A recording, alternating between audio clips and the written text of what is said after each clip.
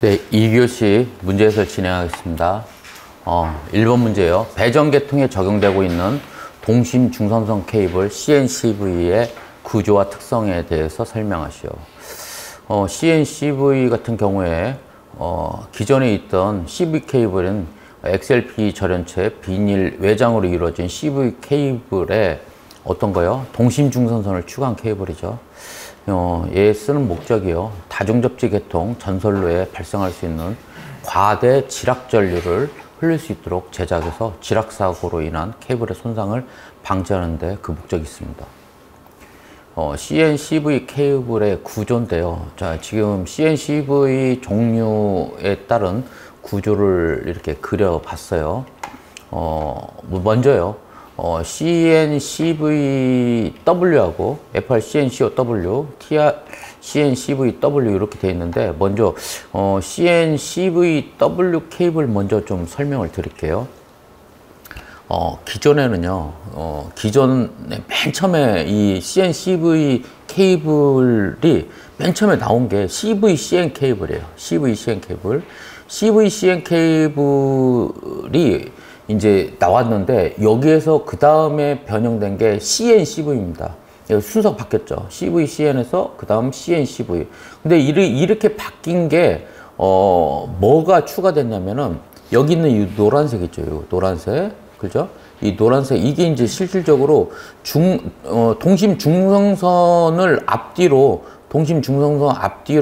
부풀음 테이프를 놓은 거예요. 그래서 어때요? 중성선을 물로부터 보호하는 중성선 차수를 한 게 CNCV 케이블입니다. 그 다음에 CNCVW가 나왔어요. 요 케이블이. 이건 뭐냐면 CNCV 케이블에다가 지금 이거 도체거든요. 이 도체하고 이 다음에 여기가 절연체고요. 이 도체하고 절연체 사이에는 원래 기본적으로 반도전층이 이렇게 들어가는 거고요. 이 반도전층 바로 앞에, 그러니까 도체 바로 뒤쪽에다가 도체를 감싸는 그 수밀층을 놓은 거예요. 그래서 아까 CNCV에서는 이 지금 동심 중성선을 차수를 했지만 이제 CNCVW에서는 이게 뭐예요? 이 도체를 차수한 거예요. 그래서 도체를 수밀 처리한 게 CNCVW 케이블이다. 그 다음에 FRCNCOW는 뭐냐면요.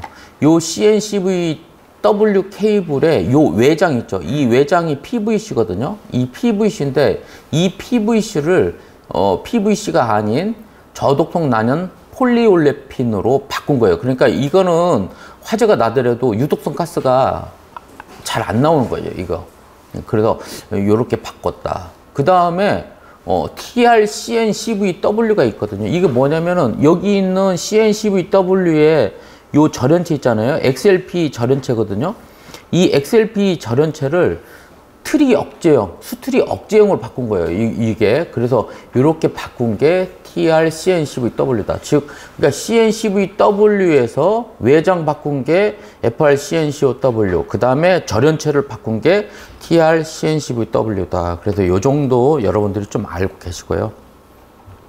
CNCV 케이블의 특성 해가지고 각 부분별로 지금 설명을 해놨는데 이제 도체죠. 그냥 일반 이렇게 단선으로 한 게 아니고 연선으로 많이 이렇게 엮어놨잖아요. 이렇게 원형 압축 연동 연선을 쓴 이유는 표피 효과를 감소하기 위해서다.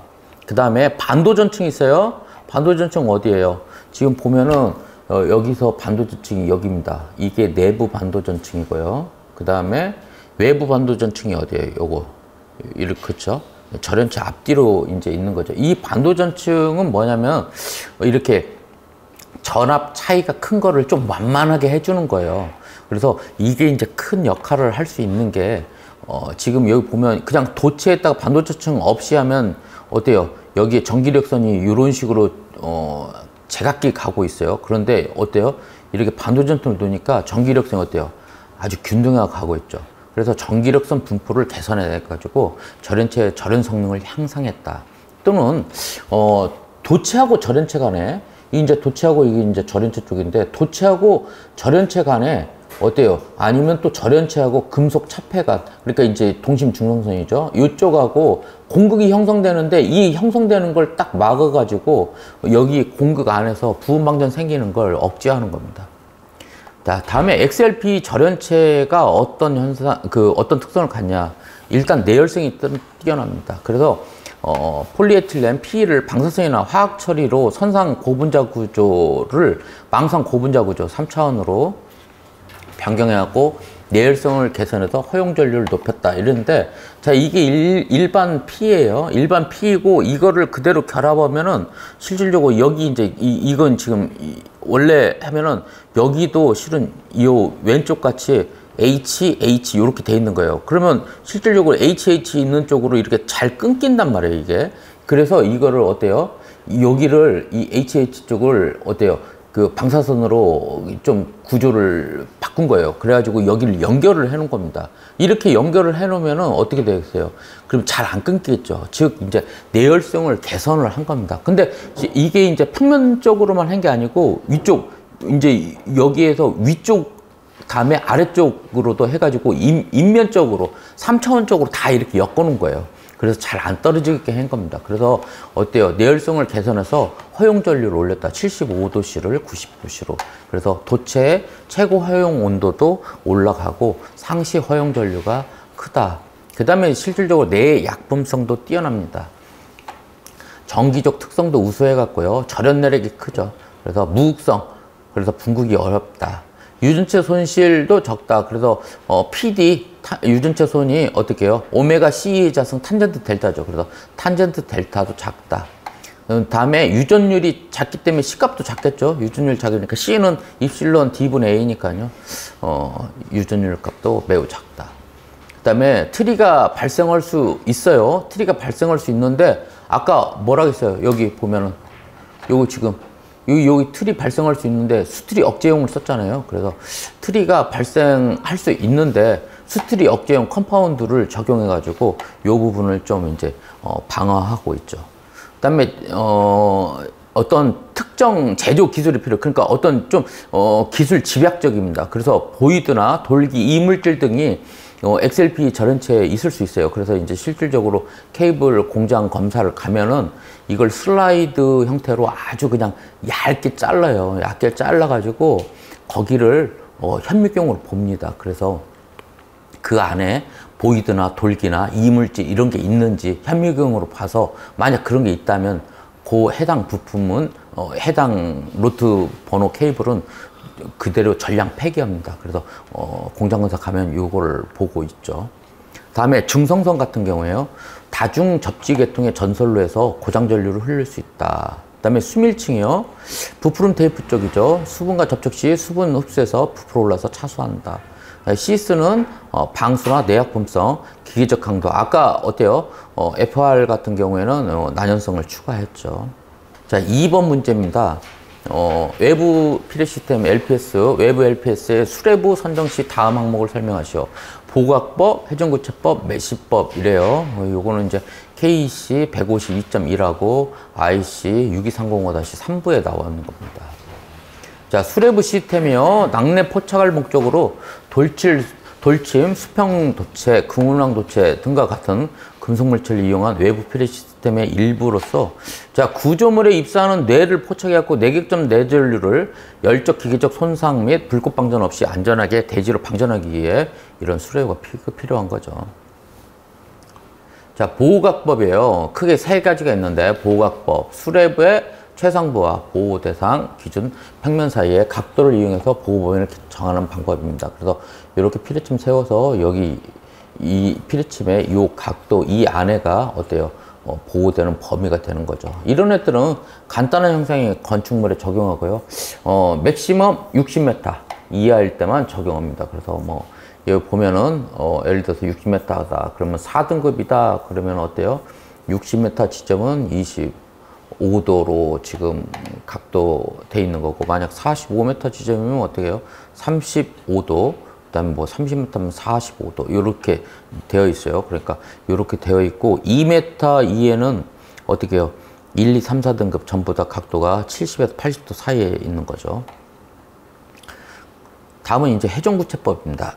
회전구체법 같은 경우는 반지름 아래 가상의 구체를 이렇게 가상의 구체는 건축물의 상부나 둘레, 대지상의 모든 방향으로 흘렀을 때 회전구체하고 요 닿는 부위 수레부를 설치해 가지고 직경로로부터 보호하는 방법입니다. 그러니까 이 뭐냐면은 이렇게 이 내운 회전 구체가 와서 요 닿지 않는 요 부위 있잖아요. 요 부위가 실은 이제 보호 범위가 되는 거죠. 요 부위가 보호 범위가 되는 거고, 닿는 데는 무조건 수레부를 설치해야 된다.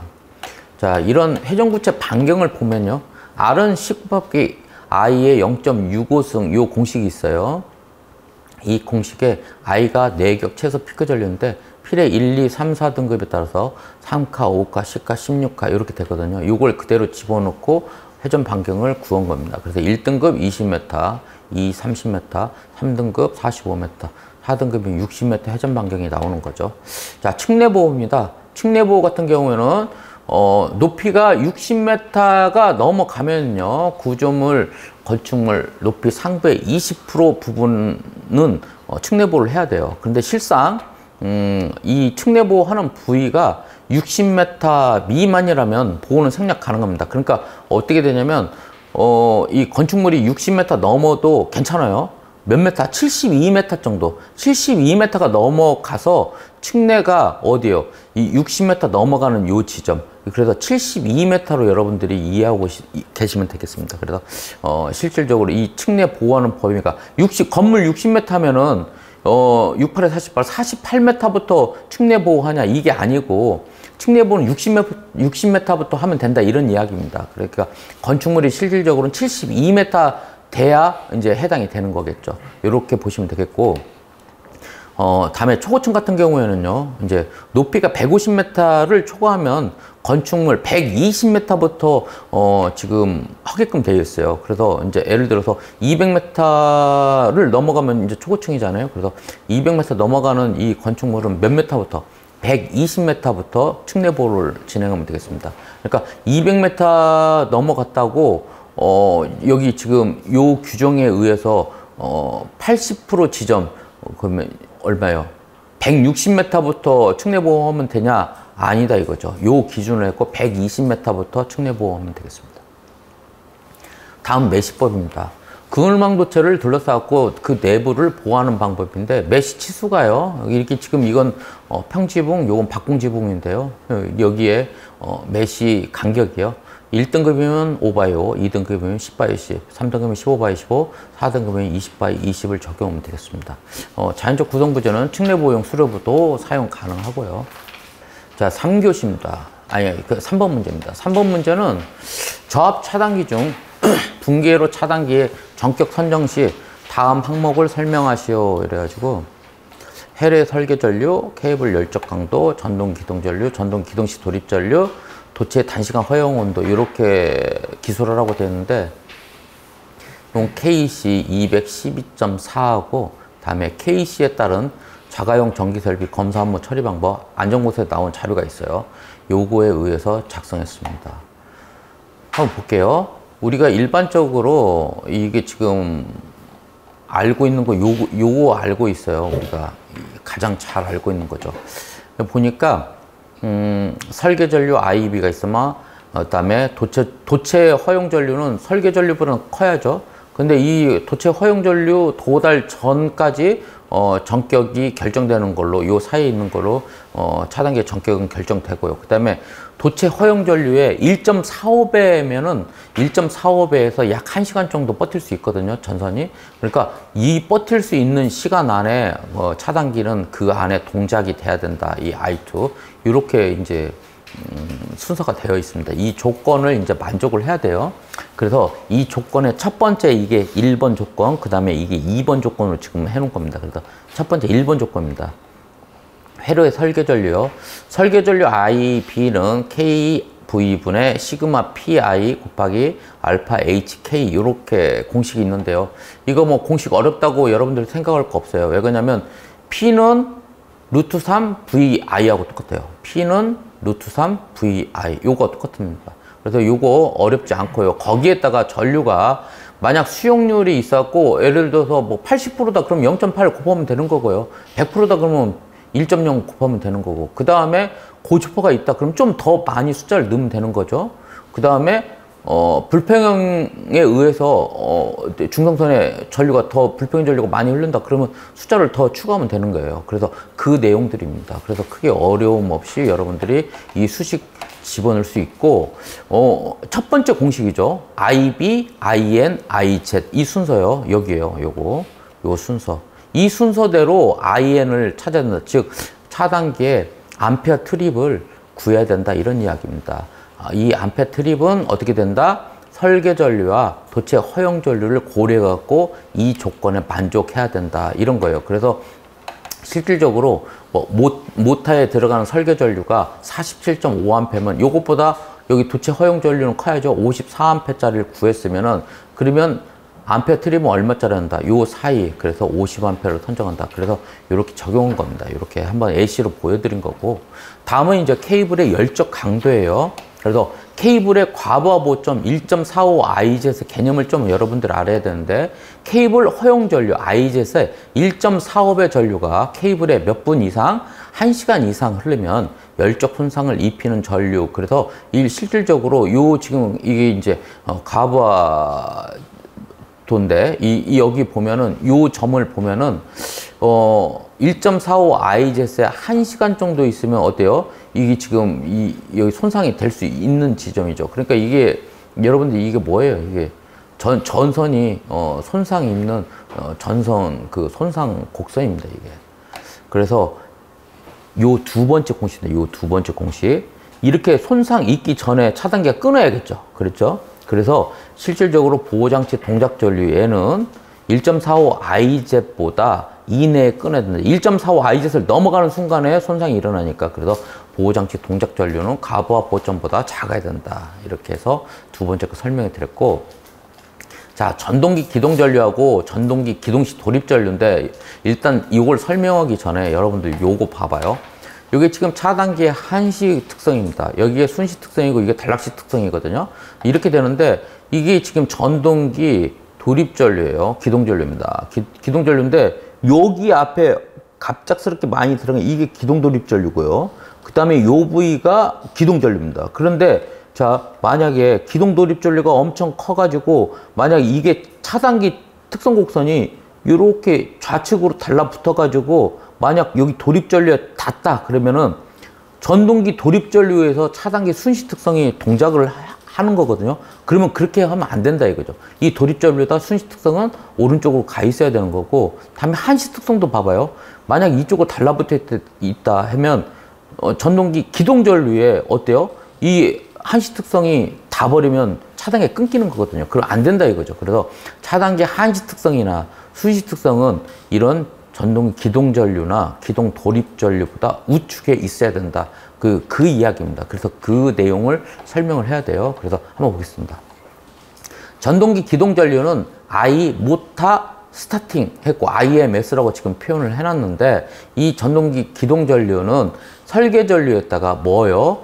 전전압 기동 배율을 집어넣습니다. 전동의 기동 배율은 전격 전류분의 기동 전류예요. 그래서 전격 전류 대비 기동 전류가 몇 배 흘렀냐 이 이야기거든요. 그러니까 요 두 개 하면은 그대로 그냥 기동 전류 나오는 거예요. 그래서 자, IN은 델타 분의 IMS보다 커야 된다. 그러니까 이 델타하고 IN하고, 이 델타는 뭐냐면 보호장치 귀약동작 배율이에요. 이제 한시 특성을 찾기 위한 귀약동작 배율이고, 저쪽 뒤에도 또 순시 특성에서도 또 귀약 배율이 나오거든요. 이건 이제 순시 특성을 위한 귀약 배율입니다. 그래서 이 델타하고 뒤에 있는 델타하고 약간 좀 틀려요. 그렇지만 요 델타하고 요 IN하고 곱하면 뭐다? 이게 차단기 한시 전류가 나옵니다. 그 다음에 뒤에도 I하고 델타하고 하면 뒤쪽에서는 차단기 순시 전류가 나오는 형태가 되거든요. 똑같은 형태로 지금 기술을 해놨습니다. 그래서 요 IN하고 델타가 이 기동 전류보다 커야 된다 이런 이야기입니다. 그래야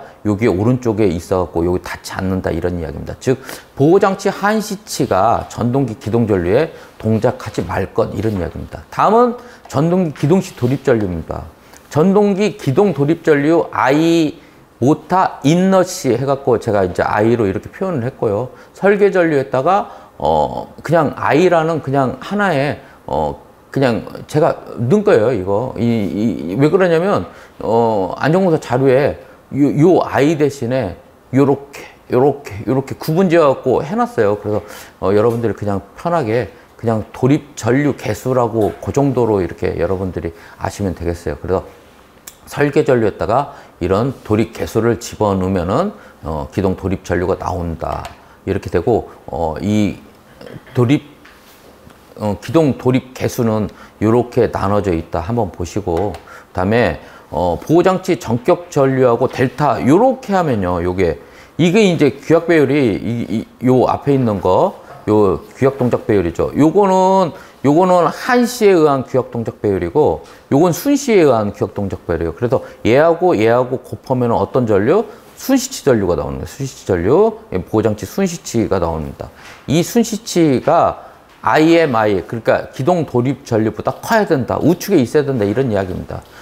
그래서 이제 이렇게 IB 곱하기 I 형태로 IMI가 나오는 거고, 이 알파는 이거 뭐예요? 그냥 여유율입니다. 1 이상만 집어넣으면 되겠어요. 그래서 보호장치 순시치가 전동기 기동 도립 전류에 동작하지 마라. 이런 이야기입니다. 다음에 이제 도체 단시간 허용 온도. 이건 이제 예를 들어서 도체가 상시 허용 전류에 버티면은 이제 일반적인 사행시 허용 온도인데, 만약 단락시 막 고정 전류가 흘렀을 때 차단기가 끊기 전까지 전선이 버텨야 하잖아요. 그렇기 때문에 이럴 때는 이제 단시간 허용 온도라고 그럽니다.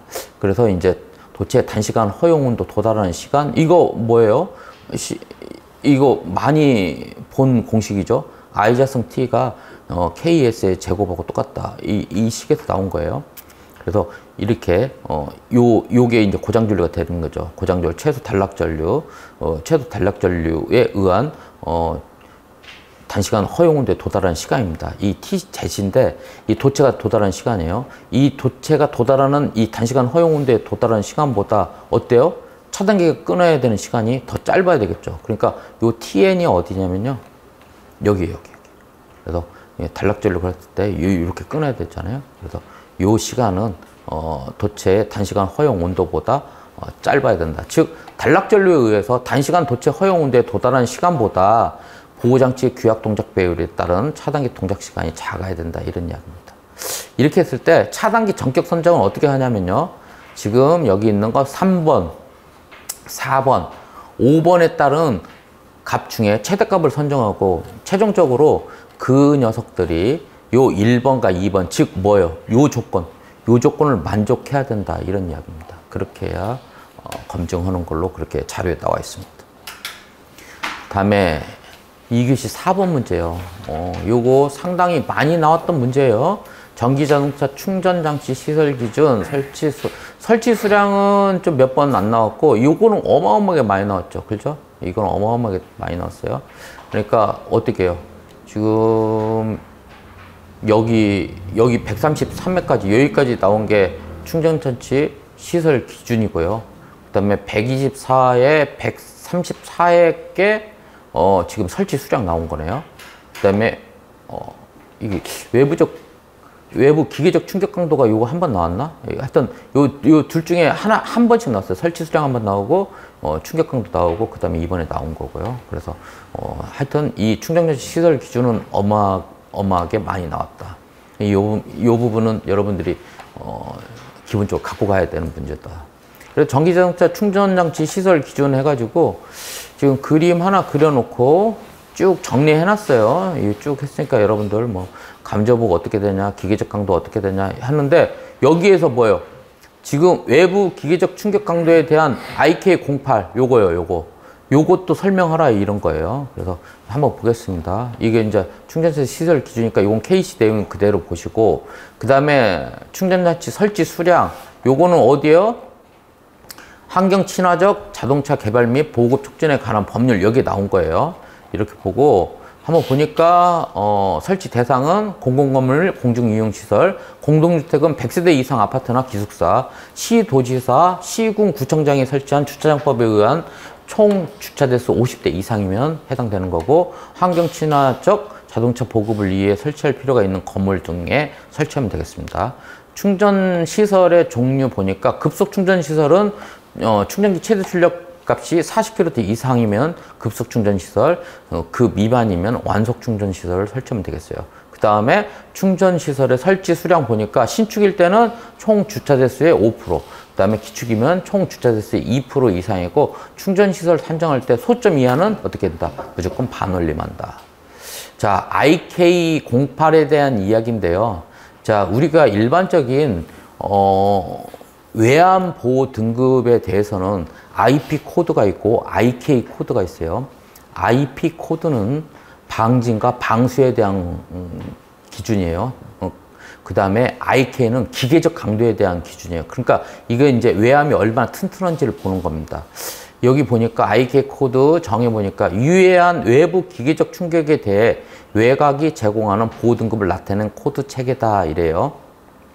시험은 어떻게 했냐면 진자추 해머, 그러니까 이게 뭐냐면 이렇게 줄 달아가지고 해머를 갖다가 이렇게 시계추 같이 당겨서 퉁 치는 거예요. 이런 진자추 해머 시험이나, 아니면 스프링에다 달아가지고 잡아 당겼다가 툭 치는 거죠. 뭐 이런 스프링 해머 시험. 그 다음에 수직 해머 시험은 뭐냐면 위에서 해머를 밑으로 중력화 속도에 의해서 밑으로 떨어치는 시험입니다. 이런 시험 종류가 있는데, 여기에 충격하는 에너지는 우리가 1줄은 1Nm죠. 그렇죠? 이제 단위를 한번 보면 1줄은 1Nm, 1N은 1kg m/s의 제곱이에요.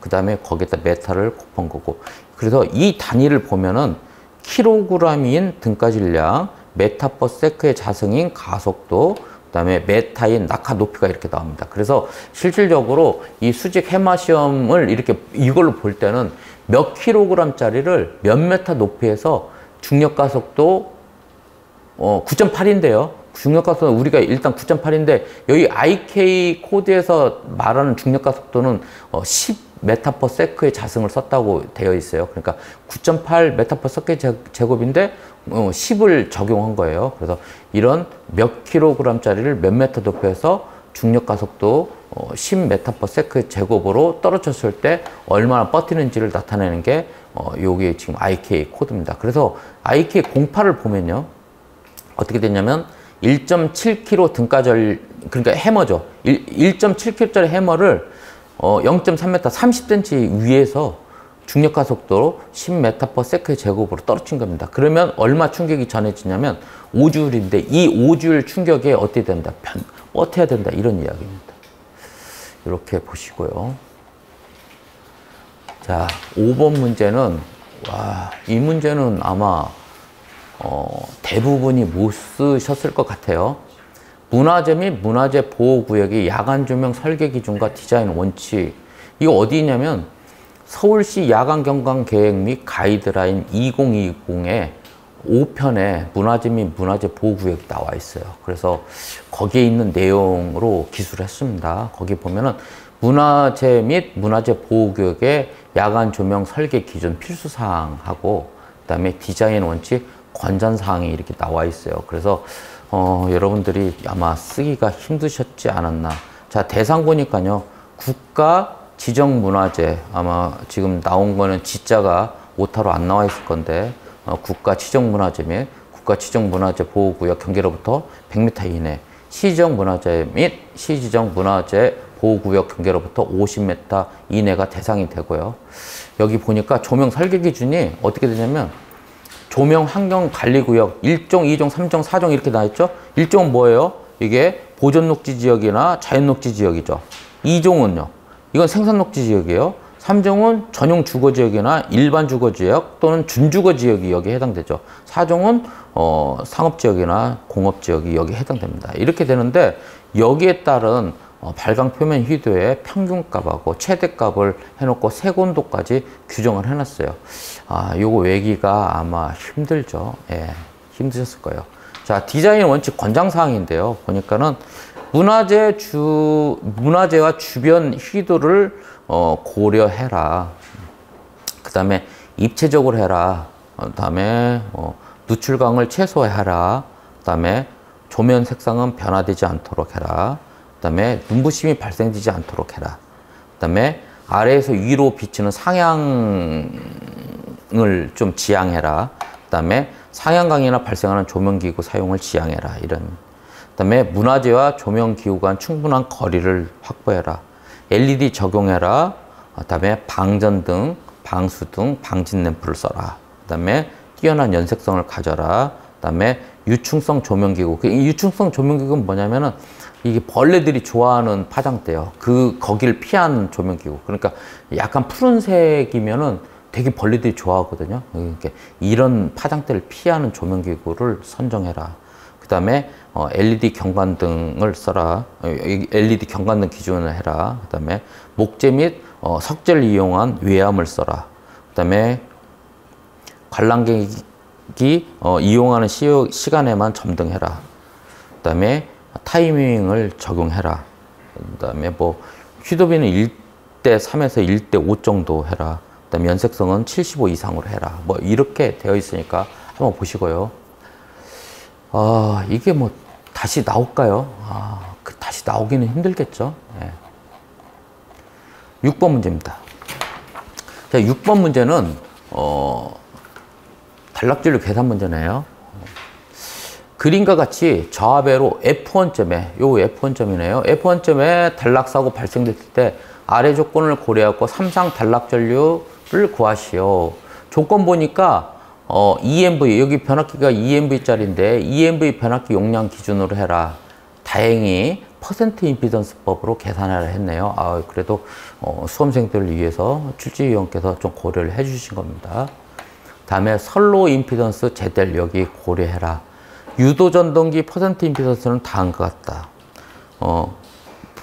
100kV짜리는 J27, 그 다음에 500kV짜리는 얼마요? J27 똑같네요. 네, 이렇게 해놨어요.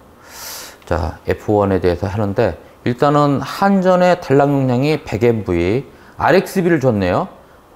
이게 키입니다. 여기를 아마 여러분들 잘 하셔야 된다. 지금 한전 100MV면 일단 이렇게 한전의 단락 용량이 됐으면 100MV가 퍼센트 임피던스 100%로 보는 거예요. 100%로 보는 거예요. 이게 삼각형이 이렇게 있으면은 여기가 100%예요. 100%. 100%고 여기 퍼센트 R이 1이고 퍼센트 X가 10이라는 뜻이에요. 요 RXB를 지금 10을 줬기 때문에 R분의 X가 10이잖아요. 그러니까 여기 퍼센트 R이 1이고 X가 10. 그 다음에 여기가 퍼센트 임피던스가 100%라 이런 뜻입니다. 이게 그거를 몇 프로로 지금 EMV로 하니까 100MV일 때 100%인데 EMV일 때는 얼마요? 그러면 2% 되겠지. 여기 2%. 2% 되고 여기가 1대 10 비율로 되겠죠. 그거를 이제 찾는 게 이 문제의 키입니다. 한번 볼게요. 일단은 기준 용량은 EMV짜리로 해놨고요.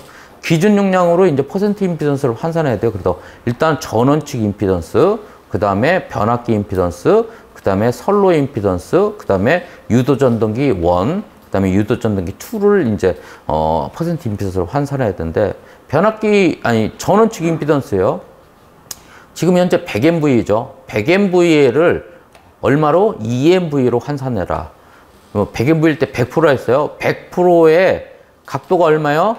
지금 1대 10이니까 아크탄젠트 10도예요. 아크탄젠트 10도. 그래서 100에 아크탄젠트 10으로 계산해서 하면은 2%의 각도 얼마? 84.29도 나옵니다. 이거 그대로, 그러니까 여러분들 이거를 계산기를 이용해서 해야 돼요. 이거를 계산기로 하면은 극형식법으로 이렇게 나오는 거고, 그거를 다시 직각좌표로 하면은 0.2 플러스 j2가 나온다. 그래서 여러분들 이거 할 수 있는 계산기 사용법을 해야지, 그거 안 하고 이걸 수계산업 하겠다 하면 시간 다 갑니다.